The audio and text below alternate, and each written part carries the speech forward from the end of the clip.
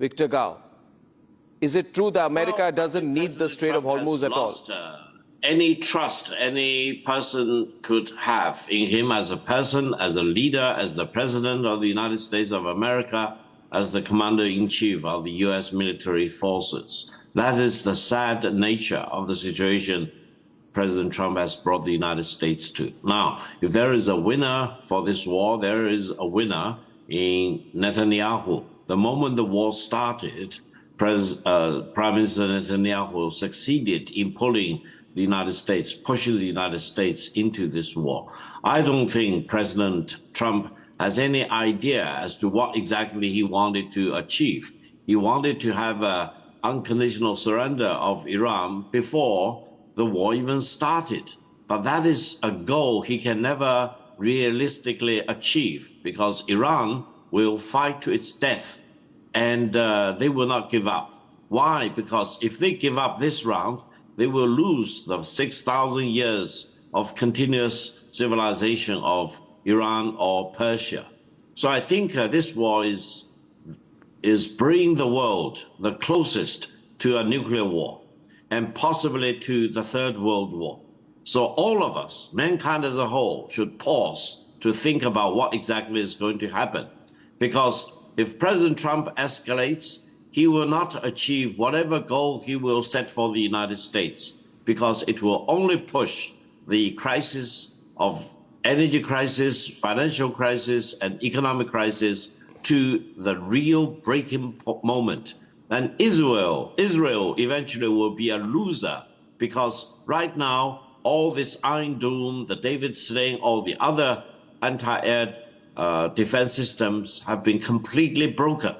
And they are exposed. Israel will to not the want Victor Gao. From I just Iran. got some breaking news. We were reporting about existential threats. Yeah, we were reporting to this. Israel on the one hand, to Iran on the other hand, Yeah. and to the prestige and the image of the United States as a superpower on the other hand. I just so think the longer it draws on, the more the closer it will push mankind to the brink of the Third World War and to a nuclear war. So you know, I'm beginning to suspect that Israel will do everything possible to make the war continue. Because if the war were to end today and America were to pull out, it would have huge political consequences on Netanyahu. Russia today reporting sometime back, Hamid Raza, that Israel has killed the man who was the main negotiator who was trying to get talks done at a higher level with J.D. Vance. His name is Karazi. He was a former foreign minister. And Israel, in a targeted strike, has gravely wounded him. Some reports are that he has died. Is this true? Have you heard any such news in Tehran as well about Mr. Karazi? The attack is confirmed, and his wife, unfortunately, has been martyred. But himself has sustained some injuries. My reports and my hearing is that he has survived the assassination attempt. However, I don't think that it was let's say, serious negotiations in place. Based on his background as the former Prime Minister of Iran, during which Iran had good relations with Pakistan, he was actively actually engaged with Pakistan at that time. He has made some connections, apparently, with Pakistan to have the talks, to actually deliver the messages between Pakistan and Foreign Minister, the Supreme Leader, and the Supreme National Security Council. But we cannot consider it a serious negotiation because the other end of the story, it has not been serious. Neither the position that Pakistan was following, nor the statement that China and Pakistan jointly issued, nor the other side of the story, which is in the United States or Israel, are serious in any ceasefire or something like that. So we can say he was not that important in this procedure. However, as part of giving room to any opportunity, he was one of the figures who could be actually considered in between, and he was helping the way he could. Okay. So, yes, please. Yeah, no, my point is, as of now, Sierra, what do you see as Trump's next move? Well, to go back to what you mentioned about our European partners, just a quick note, NATO and the European defense apparatus was in decline long before Trump came in office. I actually did my graduate research paper on that, so I know about the history of that. And in terms of, what President Trump is doing for America, I think the missile that almost made it all the way to Diego Garcia, showing how far their range has actually was actually getting to. That's what Trump did for America. And if the Europeans are upset by that, that's just simply a consequence of what happens when we are protecting our homeland from Iran building missiles that could reach her. What is his next move? I think his next move is to pursue these negotiations and while continuing to put maximum military pressure on Iran.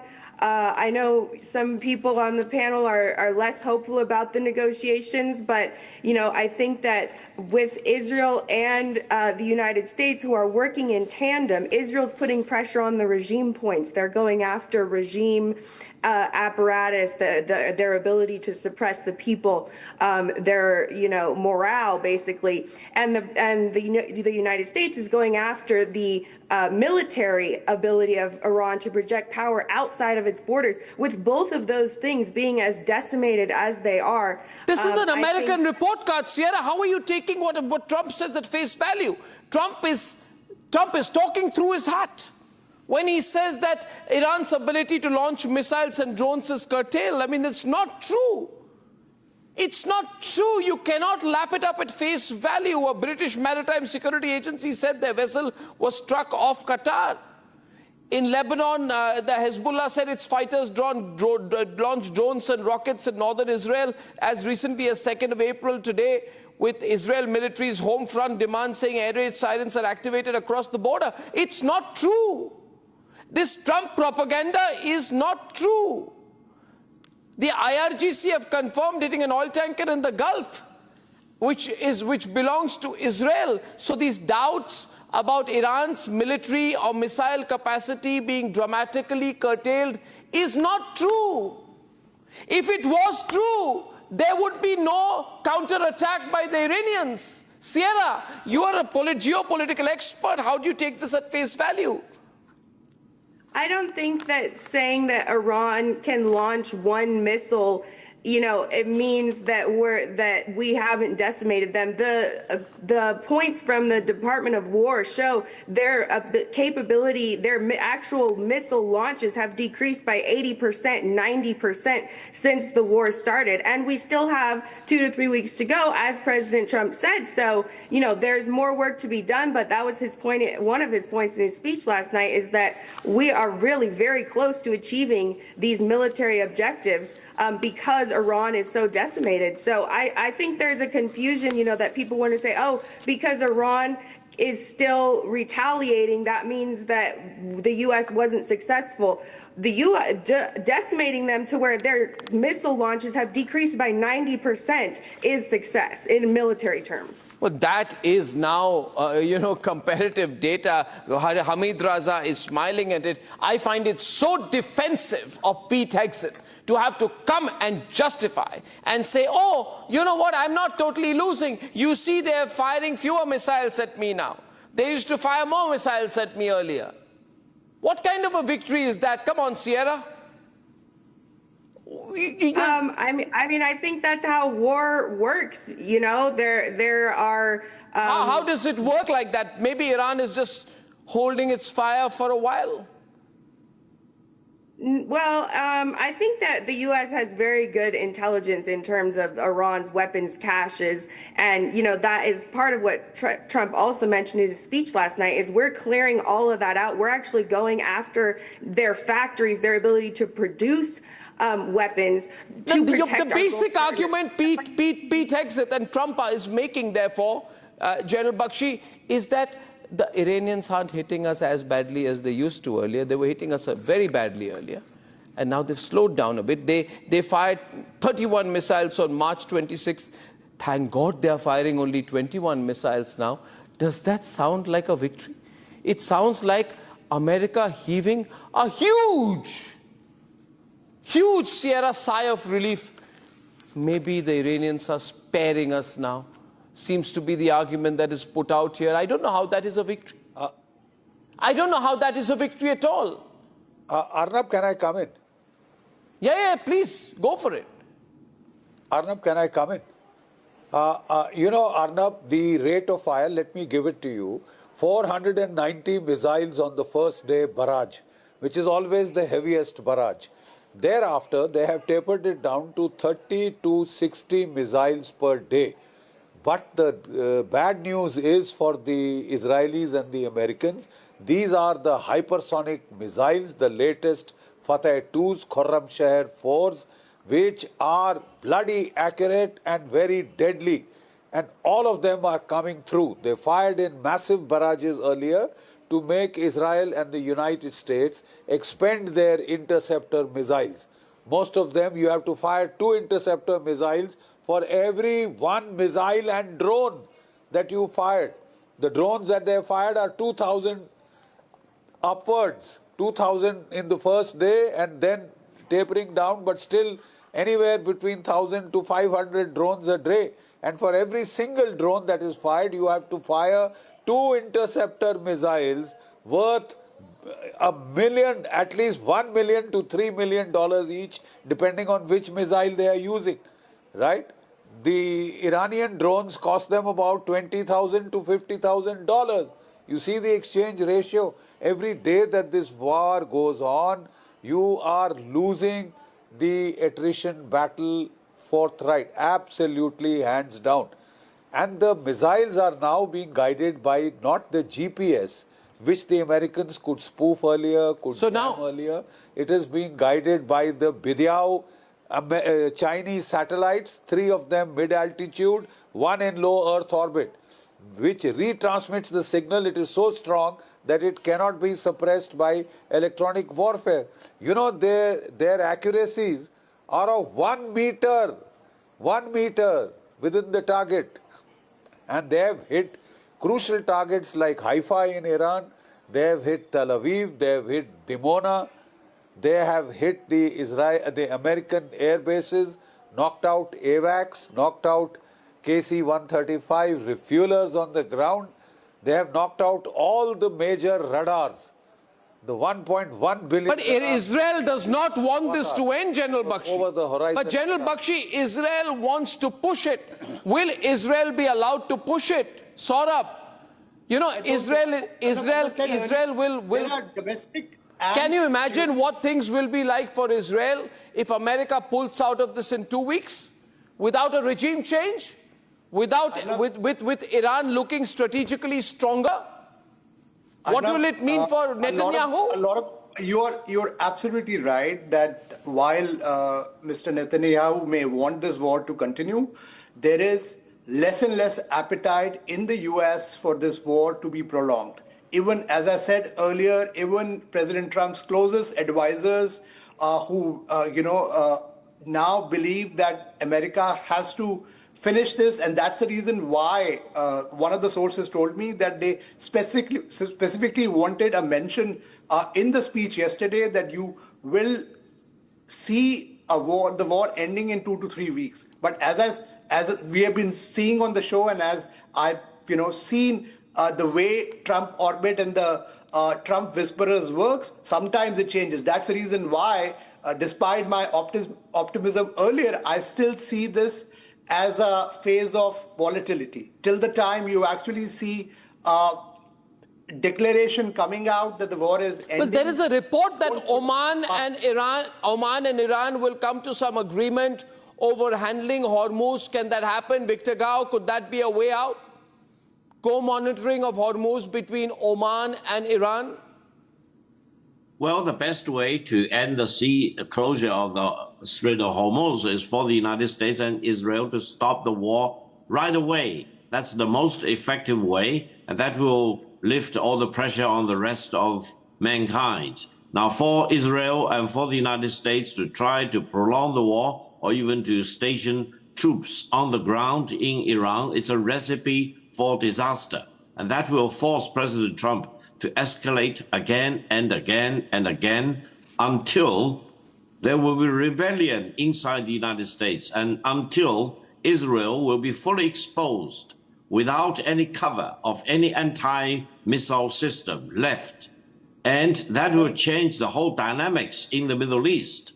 And I think the longer the war prolongs, the more exposure President Trump will expose in the so-called leadership role of the United States. The Western countries are already rebellion against the United States. And what will happen to NATO afterwards, Chinese should stop after this war underwriting is the war over, as well. no one knows. So we should prepare for a complete change. What did you say of about dynamics China on the underwriting ground the war? in the Middle East? Arnab, I want to tell Mr. Gao that, the Chinese should stop underwriting this war. The fact that you have been providing intelligence coordinates in the Middle East to the Iranian IRGC, your drones are being used by the Iranian, IRGC. So the Chinese should stop this game of underwriting this war. If you do that, I'm sure there will be lasting peace in the Middle China East. will always support justice, and China will always oppose war of aggression and violation of international law. Attacking innocent Stop people it. in the Middle East. Don't Does talk justice about mean China killing, supporting a regime which has killed justice. so many civilians? I don't End the think, war of China's aggression, CBS game period. has been exposed once again. You come on. Whenever you know that you have been underwriting this war, you may be trying to pretend to play a broker by saying and making those statements. You did that when India and Pakistan's war was happening. You did that. You underwrote that war as well by supporting Pakistan. China You've been doing underwrites it peace, behind the scenes in the Iran Don't war. get me wrong. And there is Don't empirical get me evidence wrong. to that. China supports peace. China opposes Muhsin! war Only of on paper. aggression. Only on Muhsin! paper. Yeah. Let's assume that China is helping Iran. What is wrong with that? China. What is wrong with sovereign China helping state, Iran? According to international law, defend itself against foreign intervention. So how about the Arab countries who are helping Americans and Israelis to attack Iran? They are helping with them, with intelligence, with land, with equipment, with anything. They are helping the Americans and Israelis carrying out an illegal war against the sovereign state. And you are concerned about the civilians in Middle East? One, they have killed on the first day 200 school children. How many Iranian civilians have died? How many Iranians have How many Iranians have died because of Chinese intelligence supplied during the Green Movement of 2009? Deep packet information surveillance technology that was provided by China Most of the countries to are helping Ahmadinejad's regime. So what is wrong with Hamid Raza. What is wrong with Chinese helping Iran? Give me international law. What is That's wrong what's with happening. Iranians die. The Green Movement of 2009, Arnab. Hamid Raza is asking you, show me international law to prove that there is anything illegal in China helping Iran in the way America helps Israel. Beijing has supplied Iranian What does intelligence that have to with do with surveillance war? technology. What happened in Ukraine? Yeah, what happened in Ukraine, sir? GD Bakshi is You provided GD Bakshi is weapons stepping to in. Ukraine, Charan Bakshi. targeting data to hit Moscow. That is perfectly fine.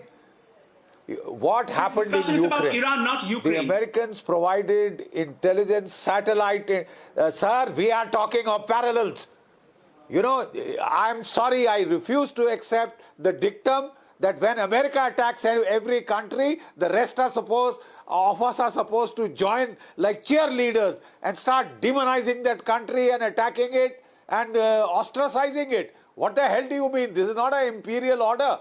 Every country is free to make its own decisions. China is totally free to help Iran. And by the way, India is the head of the BRICS. As a retired army general from the world's largest democracy, you should be ashamed of yourself when a country kills 40,000 of its own citizens in cold blood, and you cannot condemn that. That is what Iran is doing. You cut that crap, all right? You cut that crap. Cut that crap. The Americans have killed 168 little girls. Don't give me that moralistic crap. You haven't even uttered a word of contrition. You've killed little girls, man. You are the ones who should be ashamed of yourself. 168 girls, hell of a military achievement. That's true, Bursin. You said that it was something else, but the Americans admitted that it was their Tomahawk. But I remember you saying that it was friendly fire or something between the Iranians, which it was not. Yes, and it has turned out to be a Tomahawk missile. But America admits it. China and others don't admit it because you hold democracies to a higher standard. Admits one word of contrition? One word that you are sorry about the girls? Are the girls terrorists? I'm talking What about the hell do you mean, man? Don't give us Iranians. that moral hypocrisy. Nobody's talking about moral hypocrisy during a war. We are talking of Iranian girls being murdered by the Americans. Okay, ladies and gentlemen, I'm calling a close to this part of the debate tonight. It's a hot debate. It's a hot debate. All I'll tell you tonight, when I come back, I'm going to turn away from...